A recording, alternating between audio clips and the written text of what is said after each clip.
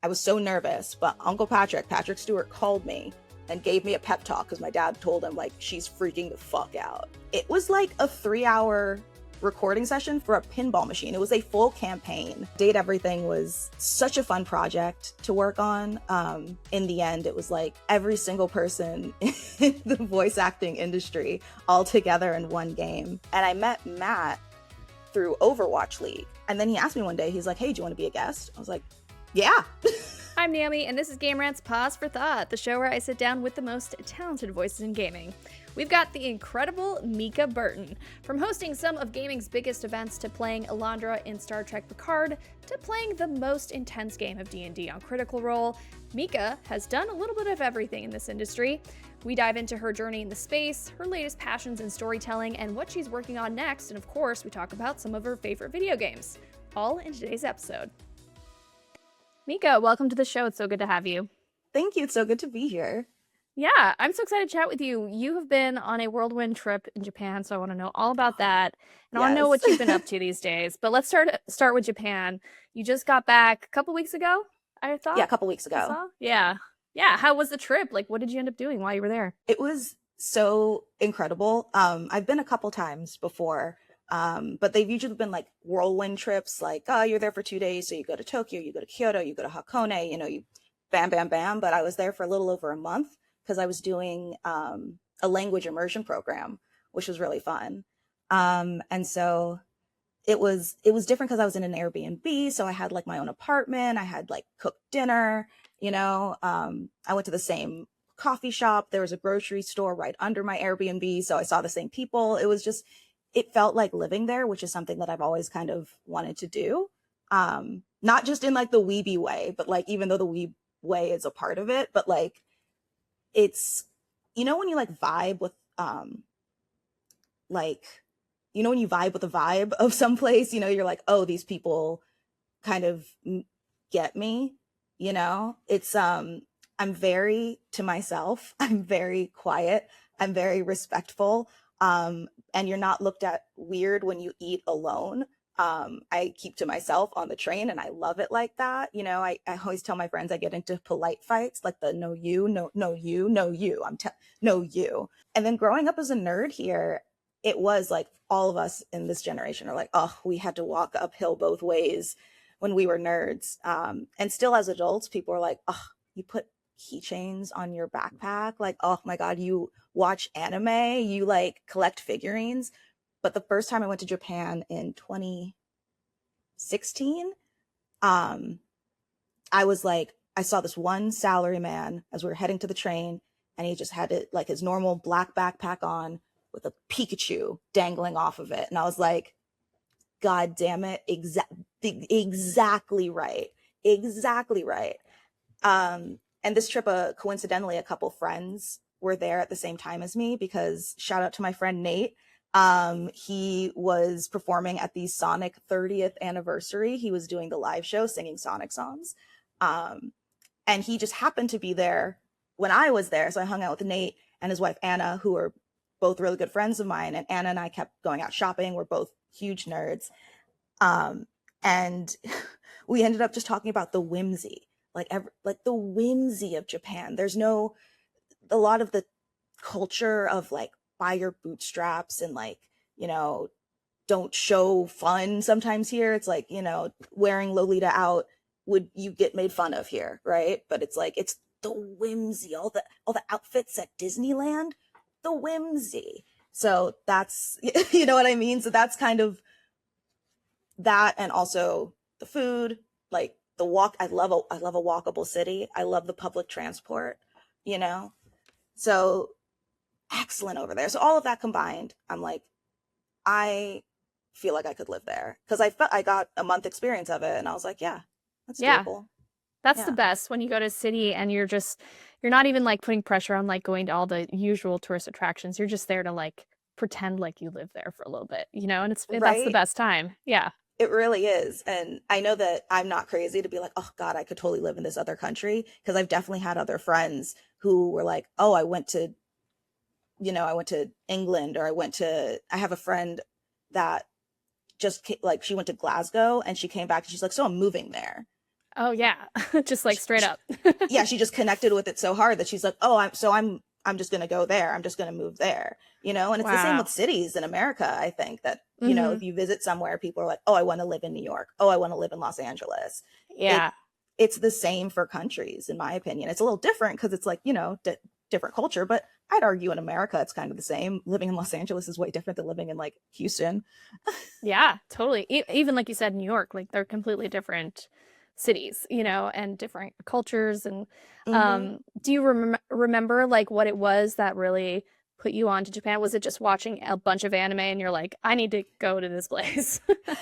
At first, because so my first anime was Sailor Moon, and I was literally in elementary school when I watched it, but I never had that like, I need to live in Japan, I need to go to Japan because of anime. Um, really for a long time. But what did change my mind, not change my mind, but kind of solidify it along with my weebiness, was I took a year-long course on Japanese history and culture in Oh, college. And so the first semester was on the past and the second semester was on the present. And learning about like current, so I guess current back in 2013 when I was in college, right. when I was in my sophomore year of college, Right. like learning about just like the intricacies of the culture and the intricacies of some of the traditional things like the tea ceremonies and what it means. And it's just all of it kind of was just so, I was like, wow, yeah, no, I love that. I love, and I just, it's so hard to talk about this without seeming like fetishizing or like, you know what I mean? But when you connect with something, you connect with something. And so taking that cultures class, I was like, okay, I really need to get out there. I really want to experience it for myself. Um, Also for the first time in my 20 whatever years of life at that point, I got to pick the family vacation. My parents always were in charge of it. It was always like, oh, we're going to the Bahamas. We're going to somewhere tropical. They loved going to Jamaica. And I was like, we are going to Japan. We're going to Japan. And they were Yeah. complaining. They were like, oh, it's not tropical. The second they got there, they're like, God damn it, I love this place. I was It's like, so yeah, great. see, Yeah. you just gotta listen to me, parents. You just Yeah. gotta listen to me. Yeah. I have yet to go there. I do plan to go there one of these days. My husband did get to go, and yeah, he loved it. He's like, I can't wait to go back. But so the plan is for you to move there, right? It is one of my goals in life to live there. There's two options. Either I stay there as like a content creator, but also I do not mind like working in the corporate world. I know people are like, Mica, that's going to kill you, like working in the corporate world. I'm like, here's the thing. I worked in esports. I worked on the internet. I think I'll be like the pressure and the like, people were like, oh, what if you get a sexist boss? I'm like, I was a woman on the internet. I know already the worst of the worst. Yeah, I was like, there's Yeah. nothing that can phase me Yeah. whatsoever. Yeah. Like, so so that's why it's like I would not mind that just for the peace of mind. And it's really weird. I don't have fight or flight when I'm there. And so just for that, just for the like w- ability to breathe, I'm like, I don't mind pivoting careers. I still would love to do content creation, not so much the like, I live in Japan, but like, I can still do voice acting. I can still do so many things remote. Um, as long as I don't get sick overseas, which is why we had to postpone. I Oh, woke up right. sick as a dog in Oh my Japan. Oh my gosh. God. Hope it wasn't too bad, like you were able to recover quickly. It was like a 2-day flu blitz. Like I woke up, I felt like a disaster. I couldn't move. Thank God I had stocked up on really good 7-Eleven curry. So I didn't have to do anything. I had a bunch of fruit in my fridge. And then I like got myself out of bed the next morning to go to the pharmacy right down the street, like masked up entirely, used my translator app to say like, these are my symptoms, help. And they gave me some great medicine, explained all of it, explained all the side effects. And then I felt really better like the next day. And then like a day after that, I was like, oh, I'm fine. So Thank goodness. Thank goodness. yeah, Thank goodness it was like a really quick thing, like not in a and out. 2 week drawn out thing. You talked a little bit already about voice acting, but Yeah. what are you currently working on in voice acting, and what can you share about that? Nothing currently, but I do know of games that will be happening in the future that I'm very excited about, that I've always already been in talks with. And there's the most exciting, I will talk to you about it after we finish recording, but there's the most exciting thing happening this winter, probably December. And I'm very excited about it. It's going to be pretty cool. I know that's so vague, and I'm like, I wish I could say more, but it's something that I'm like, you know, when you really feel like, oh, this is a new chapter in my career, and like this is gonna, I feel passionate about it again. Not that I don't feel passionate about my career, but it's like that refreshing. That's what this is. So I'm very excited. Okay, so we can assume it's a pretty big franchise, like an already established one. I cannot comment on what it may or may not be. Got it. Yeah. All right. Well, we'll have to have you back on once it's officially announced. I would love that. Yeah. But besides that, are there projects that you've worked at? Like, how did you first get involved in voice acting? And then, like, what are some of the projects that you're just really proud of that you were a part of? Voice acting is actually kind of new to me, which is crazy, because when I got in the VO booth for the biggest game that I've been in, which is Date Everything, the director was like, oh, clearly you've been doing this forever. And I was like, no, this is kind of my first time, like, in a booth, like doing it for real, not like, you know, recording in my closet for like small indie games and auditions and stuff like that. And she was like, what do you mean? What do you mean this is your first time in like a long session? I was like, no, this is really my first time. She's like, we need to fix that. Like we got, you know? And so, yeah, Date Everything was such a fun project to work on. Especially because in the end, it was like, every single person in the voice acting industry all together in one game. And that, I think it's all nerd stuff. My other biggest project was doing one of the campaign characters in the Dungeons and Dragons pinball machine. It was like a 3-hour recording session for a pinball machine. No, it was longer than that. I think it was like 6 hours, like all in one day for a pinball machine. It was a full campaign in a pinball machine. And I was like, this is the weirdest thing that I've ever done in my life, but it was so fun. People have sent me like audio clips of me being in their party and hearing it. And then the coolest part of it is in the credits, my name is right after Gerard Way's. Dang. Right? I was like, that's my career highlight. Like, I'm just adjacent to Gerard Way in some way. But yeah, so voice acting is super new to me. It's really been on-screen acting and a lot of just in the gaming industry. That's where I really got my career start. That's right. Yeah. I mean, you said you did esports. You were primarily like gaming. I know you did a bit of cosplaying. Oh yeah, I was a professional cosplayer for a while. That's right. So, so what was the thing that like latched you onto this world? Like, was it a video game? Was it a TV show, something you watched growing up? I was kind of always a nerd growing up. Like I said, watched Sailor Moon as a kid. I had Pokemon Yellow on the Game Boy Yellow, you know, like, my nickname since I was a baby child has been Mikachu because of Pikachu. So Pikachu is my favorite Pokemon. You can kind of see in the background, I have this giant Pikachu over there. I have my little guy up there too, but you can't see him in the shot. Yeah. That collided into, you know, gaming, even though I got bullied relentlessly for liking anime and gaming. And my dad, since he's always was so busy on set and working, we bonded over video games when he was home. So we played Tekken together. We played Fighting Force, everything on the Sega.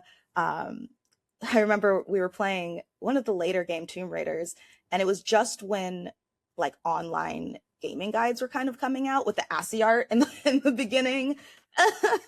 And there was this one boss that we were struggling with horribly. And we were in his office. I was sitting at his desk and he was sitting at the couch in his office. He was playing and I was reading the walkthrough out to him and like reading all of the cheats and like what people were doing.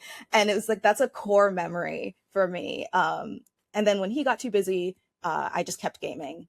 And so then, I don't know, when I was in college, obviously I got into Destiny.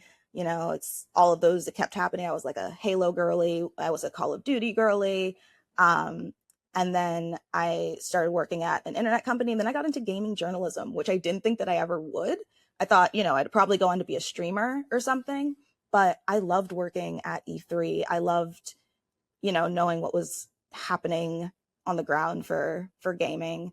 And I know that even when I wasn't working E3, I got kind of the reputation in the online world of being the positive fucking gamer. Sorry, I don't know if we could curse on this podcast. I don't realize. I think you can. I think you're fine. Okay. Yeah, okay. I think you can. I'll keep it to if one. Anything, they'll bleep it or something. Yeah, like a rated R movie. I'll keep it to 1. Right. Or PG-13 or whatever. But yeah, it was like every E3, I would be stoked. Every single, you would always come to my Twitter to see me be stoked about things. And some people were like, oh, you can't love everything, can you? I'm like, no, we live in a time where we are so lucky with everything that we can play. You know what I mean? The sheer level of games and content and like good storytelling and amazing gameplay, like we're so spoiled. Right, we're so spoiled. So it's like, how could I, as somebody who eat, breathes, sleeps video games, not watch E3 and lose my actual mind? I would live tweet the whole thing and it would be such a great community activity. I miss E3 so much. What a great show that was. Right? I think I worked energy. 5 years in a row, and I, not even just working it, but I miss attending it, When I would be done working for the day, I loved going around and talking to the devs and seeing what they're doing. And then, you make friends everywhere and you go visit their booths. And it's it feels like every friend is in one room at once. You always see them once a year. It's at E3. Everybody meets up in the JW Marriott and we all hang out. It's almost like a high school reunion, but it's good. Actually a good time. Exactly. Once a year, we all get together. That's right. And it's a great time. I mean, that's how I know you and Raina and a lot of people in my life is we were all E3 gaming, internet reporting people. I keep saying back in the day, but kind of was back in the day. It kind of is. E3 is no more. I mean, I'm not sure if you've ever gone to Summer Games Fest. That's kind of the new thing, or the Game Awards. The Game Awards, those are the new things, but it's new. Now it's been a while, you know? Yeah. But it's been nothing hits as hard as E3. No, nothing will, unfortunately. I know. Rest in peace. So sad. Yeah, I know. Rest in peace. Oh man.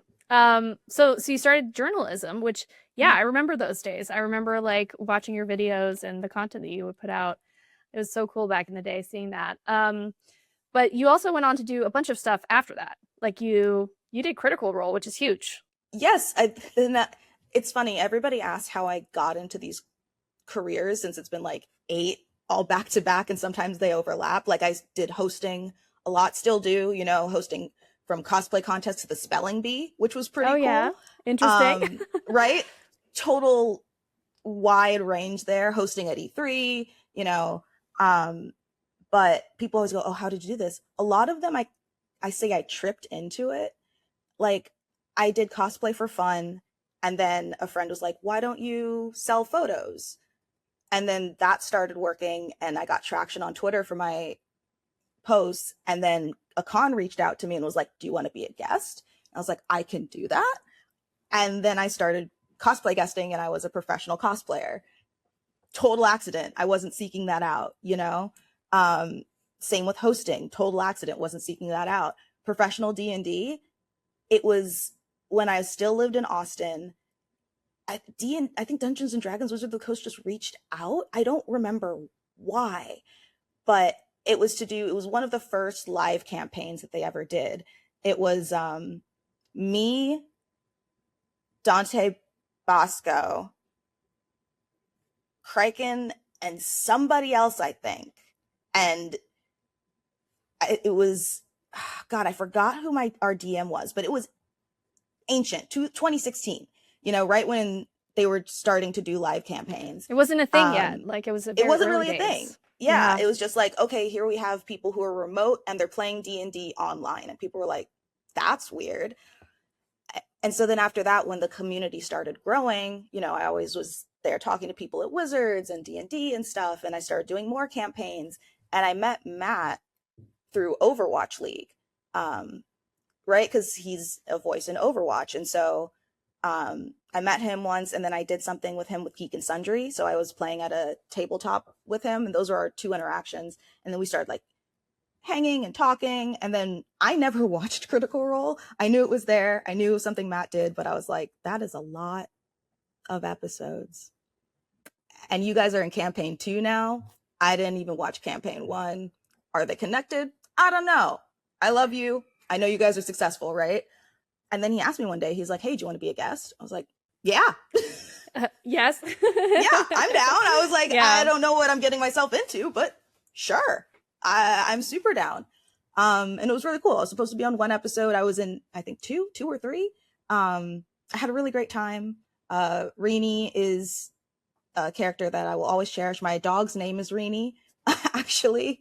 And so, you know, it still warms my heart that people still love her. And there's been merch of her. I still like see fan art and stuff. And it's like, oh, that warms my heart. You know, she was my real first like big fantasy character that took off online. So Yeah. And I wonder, well, I'm sure everyone watching this would probably want to know, like, has there ever been talk of her coming back to the campaign or some sort of way that you could rejoin the Critical Role world?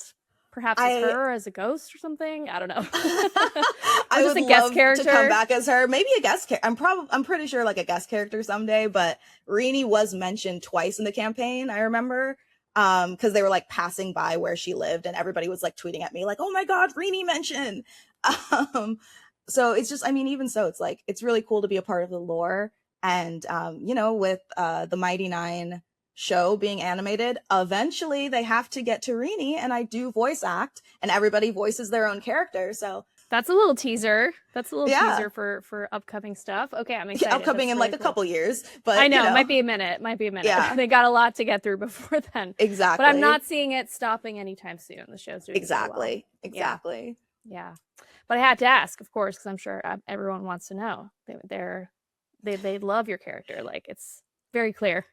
If I had news, I would absolutely spill it, but I have no news. I just have hopes and dreams. Yeah, which is all you can do in this industry, I'll tell you that. It's so true. Another big thing, obviously, we have to get to Star Trek. Yes. You know, you became the official part of the Star Trek family a few years ago by joining your dad on Star Trek Picard. Did it feel like home, or did this feel like a completely new world? Like, what was that experience like? It must have been amazing. It was amazing, more than just the fact that, you know, I was doing what I love. But if you don't mind if I go on the smallest of tangents, and Absolutely. Yeah, go ahead. it all connects in, is that when I first went to college, I was an English major and a double major in pre-law, because my dad sat down, because I'd been acting in all school plays and everything all my life. And he sat down and he goes, look, I was a fluke. I got chosen out of college. You know, my whirlwind success is not a normal story. You will not be a starving artist. You will have a normal major. And I was like, oh, okay, well, fine. So I enrolled in the University of Michigan, even though they have a great acting program, but they also have a great law program. So I was like, okay, I'll be pre-law, whatever. Halfway into my first semester, I was like, I'm miserable. I don't want to do this. I know that I want to be an actor. So I'm going to audition in the winter for the School of Music, Theater, and Dance, and I'm not going to tell my parents.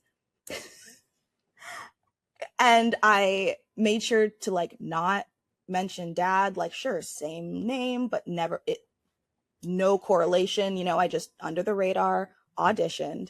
What is it, like a couple, like 10,000 something audition, and we have a class of 21. And that includes the directing majors too. So I think in my acting class alone, it was like 15 to 19.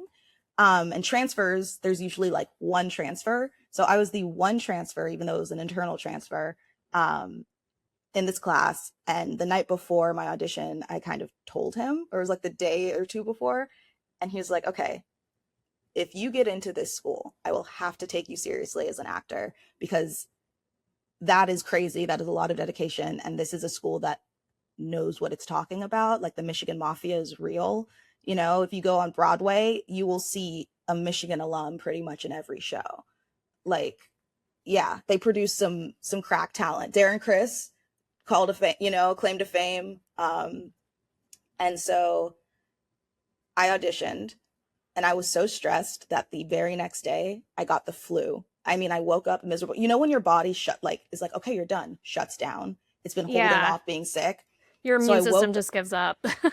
it gave up like crazy. And so I woke up to my phone ringing in my dorm, and it was the School of Music, Theater, and Dance. And this sounds like a fairy tale. This sounds like r/that happened, but like it did. That the administration called me and they're like, look, we really don't do this, but you're a transfer, and we wanted you to know that all of the professors were so in love with your audition. Congratulations, you got into the school. And I was like, am I hallucinating from a fever? Like, I genuinely didn't think it was real. I was like, oh, cool. I drank too much NyQuil. Got it. Yeah, definitely. This is not real. This is a mirage. Yeah. And like I said, every time I say it, it sounds like, oh, I'm bragging, r/that happened. But it's like, no, really. That was formative moment of my life, was like, you were just so good, we wanted to tell you now. I was like,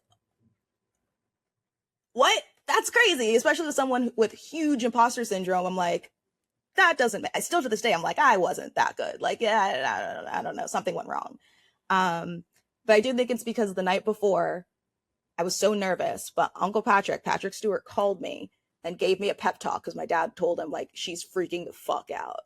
And so he called me and gave me a pep talk, which I think, I don't know if it was magic powers, blessed me. Oh yeah, he wizarded something. Like, it's absolutely. He's so magical 100%. that it wizarded.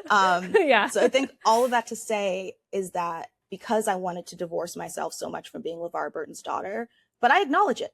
Like, being a Nepo baby is real, but I always say you get to the door, but the talent is what gets you through the door, And I think only well-respecting productions will ignore that you need the talent to back up the name. Because it's like, sure, of course, I'm so lucky that I've been able to go to premieres and mingle with people in Hollywood just because of like Christmas parties and going to premieres with my dad and stuff. It's like, I'm not poo-pooing that at all, but I also am saying I got my shit because of my own merit and my own talent, my own hard work. And I do not tolerate anybody who, insinuates otherwise. So I refused to do any projects with my dad for years and years. And then finally, when he started people coming up to him at conventions saying, aren't you Mica Burton's dad? We were like, okay, we're officially in two different worlds. We've established our notoriety in two different worlds. If a project presents itself, maybe we'll play around with finally kind of admitting that we're father and daughter. Still to this day, people are like, he's your dad? Oh, really? That's amazing. Yeah. Oh, all the time. And people who've like known me or been around me, they're like, oh, wait. Because it's like, I don't talk about, it's not like, hi, my name is Mica and LeVar Burton is my dad. Right. Yeah. They know you for being Mica. Yeah. Exactly. It's flipped a little bit. Which is during Overwatch League, like halfway into the first season I worked, my dad and I played a silly little game, because whenever he goes to Disneyland, obviously people recognize him and we have he meets fans. But it started happening when we were out together. And so we had a little mini competition, and we were like, whoever gets recognized more wins for the day. We were tied until we went to dinner. It was my birthday dinner, and we went to Club 33.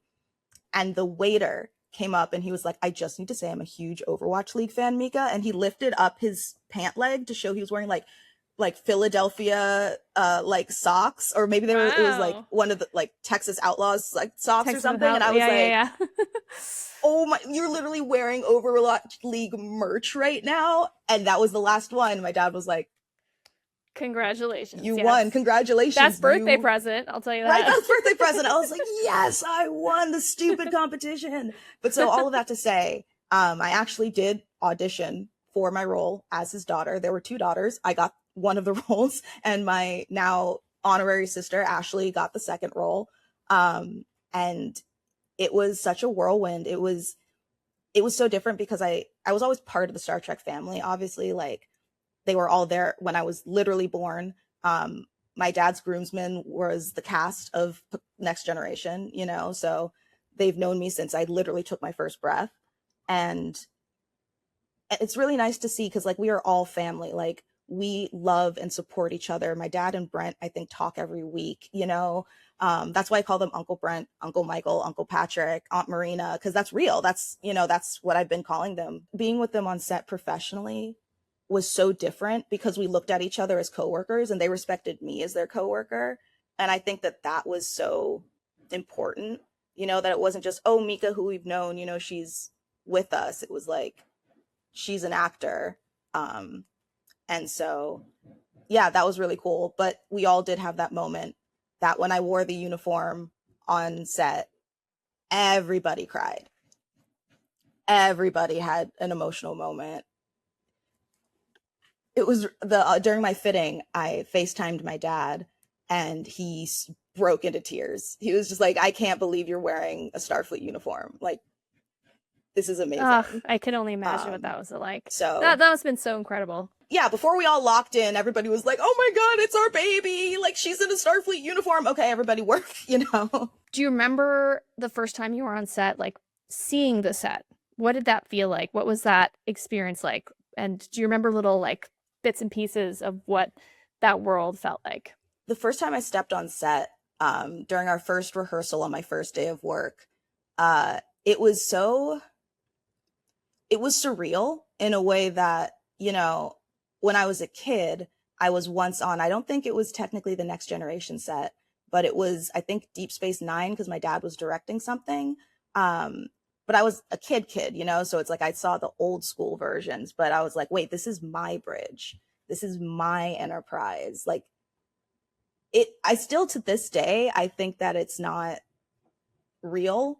You know what I mean? Like, that's so crazy to think. But also I think because Star Trek has been such a normal part of my life, even though I've always been a Star Wars fan, I will always say this, I've only seen a couple episodes of The Next Generation. Everybody makes fun of me. But I'm so used to it that I was like, oh yeah, I'm on bridge, you know, like, oh, this makes sense. Like, absolutely, totally. But it's a different thing seeing the buttons that you want to touch and then touching the buttons you want to touch. So that was exciting. Oh, that's amazing. Yeah, it was just such a fun, I can't even, there's just so many amazing things. And I think the best part, again, it sounds like r/that happened, is I was only supposed to be in 2 episodes, but they really liked what I did, so they wrote me into the rest of the season. So amazing. So amazing. It's like, wait, what? That's wild. So that was also really cool, that I was in literally half the season of one of the most highly rated Star Trek seasons of all time. I'm going to brag about that, although it's really Terry Matalas. I'm going to shout him out. Best showrunner on the face of the planet. Love that guy. So yeah. Amazing. Have there been any other talks beyond that show and moving to the many different Star Wars, moving to the very different Star Trek projects that are also potentially in the works in the future? Like, have there been any conversations about working together again in that universe? Well, we left off on a very purposeful cliffhanger of the next generation. It was like me, my sister, Ed Spielers, who I'm now forgetting his character name, Jack. There was like, it was clearly a like, we're passing this off to you. And yet, there's been a campaign for Star Trek Legacy since the finale of Picard season 3, and it hasn't happened yet. But still to this day, people are sending postcards to Paramount every day asking. There was a huge petition like even during interviews to this day with me or Dad, people go, so what about Star Trek Legacy? Because that's what everybody dubbed it. It wasn't even named. But I think Terry was the one who said it. He said, if I had my dream and I got to make the follow-up season, I'd call it Star Trek Legacy. So that caught on like wildfire. And what's also funny is that every single Next Gen cast member came out and they're like, I'd come back for it. I'd make a cameo in it. I think it's a great idea. I highly endorse it. And so every fan is like, hello? It's right there. So I still hold out hope, you know, never say never. Never say never. Yeah, exactly. I think as long as fans push it, I think these days a lot of studios are listening to fans. So let's hope that, yeah, it leads to something perhaps in the future, Yeah. And we've seen Um, reboots that have like come after 10 years, so it's like That's never, right. never say never, I guess. Yeah, very true. I want to touch on games, of course, because you still game a lot. Like, are you somebody who's still like always on the Switch or playing something new? Oh, absolutely. I'm also an avid Final Fantasy 14 player. So, Oh yeah. raiding with my friends, all of that. I keep my toxic relationship with Elden Ring constantly. Um, Yeah. I've recently been obsessed with Arknight's Enfield, another gotcha Yeah, game that's eaten my soul and my wallet. I know. I Yeah, can't you could stop. spend so It's so much. addicting. But yeah, no, I'm still very much gaming, on the pulse of everything new coming out. Yeah. What do you think of all the video game movies and TV shows that have come out? I mean, obviously Elden Ring's being made into a movie. What do you think of that? I just Thoughts? wish that more people stopped saying proudly that they've never played the game. I wish that people who understood that games matter to gamers would take that into consideration, because like The Last of Us slapped, they really took the time, you know um and then we have things like Assassin's Creed. you know I think that it is possible to be done. It is absolutely possible to do good adaptations. You just have to have the right creatives behind it. And I think that a lot of studios don't know that. And so they haven't really put the puzzle pieces together yet. I'm not giving up hope. We've seen Fallout. Fallout was incredible, so we've seen absolute proof in the pudding. The Mario movies, so we're getting Slowly but surely. there, slowly but surely. Yeah. All right, we're wrapping up a little bit here, but I want to Mhm. know, is there anything that you are working on currently, whether personally or professionally, goal-wise, that you're very excited about or that you just find a lot of fulfillment out of these days? Other than the thing in December that I can't talk about yet, I know, yeah. um, We're definitely having you back on to talk about that. after I broke my leg a couple years ago, it was really hard for me to get back into horseback riding. I had to sell the horse that I had because he was just a little too green. I couldn't really control it. My left leg, which is the one that got shattered, my ankle can't quite move anymore. So I have these magnetic stirrups that help me. My core strength was gone, and it's been still consistently really hard for me to get back to where I was before the break, at least riding wise. And so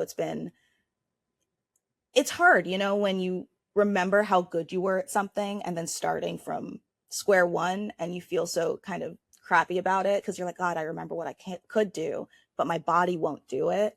I've had a lot of starting and stopping because of self-doubt. And recently I've been really getting back into it because I'm like, I have a new horse. I got him a while ago. His name is Ace. He's a perfect baby boy. He could never do any wrong. I love him and his big stupid nose. And he and I are really a great match. And I know that it is such a privilege to be able to do this sport and to be able to say like, oh, my horse, you know what I mean? But knowing that he's such a good mental health help, that's why horse therapy is real. People swear by it. And he knows when I'm having a shitty day. He's so smart, and so horses understand. And just like laying on his belly, I'm like, okay, I think I can take this day, And so I'm just trying to be easy on myself when it comes to physically getting back to it and really just finding the joy out of writing rather than putting pressure on myself. So that's my big personal goal, is that I'm proud of. Oh, I love that. And you've come such a long way. I'm excited for you to just get back into it. And like, horses are so great. I took a couple lessons myself here in Santa Clarita, and I'm just like, every time I go back there, I'm like, I need to do this more. It just feels right. good. It's addicting. Yeah. It's so it's addicting. Very addicting. Yeah. Yeah. It's something that, you know, even if you just get on a trail ride, I highly advise, if you haven't ridden yet, people of the world. I know horses seem scary, but it's been proven that they never do anything out of malice. They don't have malice. It's out of pain or fear. Yeah. So they're so great. They're Horses so great. Are the best. Yeah. What games are you looking forward to coming out soon? Is there anything Gears of War E-Day. Gears of War E-Day. Great. That's a good one. I'm so stoked for Gears of War E-Day. Yeah. So that's like off the top of my head, that's the first one that I'm like, yeah.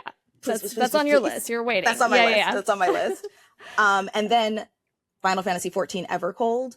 I was at FanFest when they announced it, and my voice was shot for the rest of the week because I screamed so loud. Also, right after that, they were like, oh, Evangelion crossover for raids. And then that's when I lost my voice because I was shrieking. Yeah. So the new expansion for Final Fantasy 14, nobody will hear from me while it comes out. When the raids drop, goodbye. When the Savage raids drop, I'm so sorry. I wish I knew you. So yeah, those are what I'm really excited for.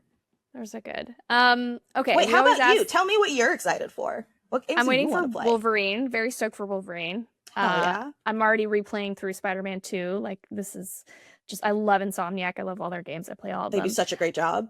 So great. And of course, GTA 6. I forgot about GTA 6. Yeah, that one's coming. I mean, we'll see. I mean, I don't think it's going to get delayed, but we've seen enough times where it could happen. But wait, I'm stupid. I'm just acting Kingdom like Hearts it's 4.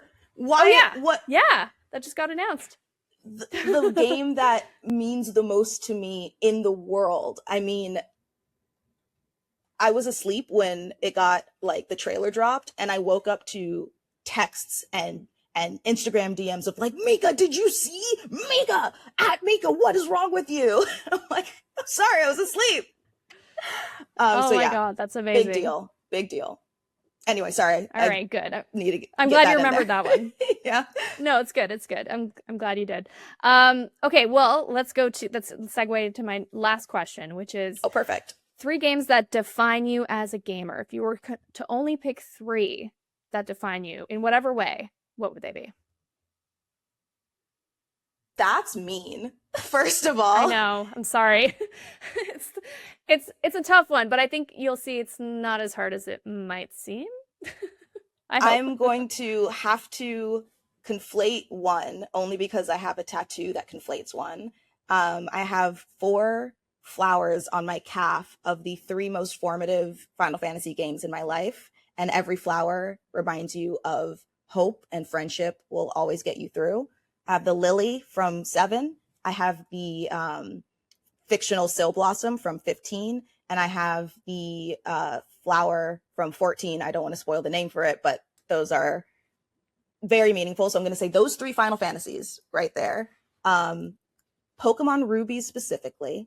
That is my generation. And then the Kingdom Hearts series. I know that it's gonna bother me later that I didn't say something obvious. People. Yeah. When I ask this, there's always someone who says that. Like they're like, oh my God, I wish I had changed or said something different. You know? Right. But like looking, because I have so much, my office is just a shrine of my nerd. So I'm like looking around my office, like, do I have a figurine that says anything different? Like, no, that covers the Final Fantasy. Like, no, okay, I think I covered it. Yeah. Yeah. Amazing. Well, it was so great chatting with you. Honestly, so great chatting with you. Yeah, I'm glad we caught up and obviously you have this big project that I'm very excited to find out more about.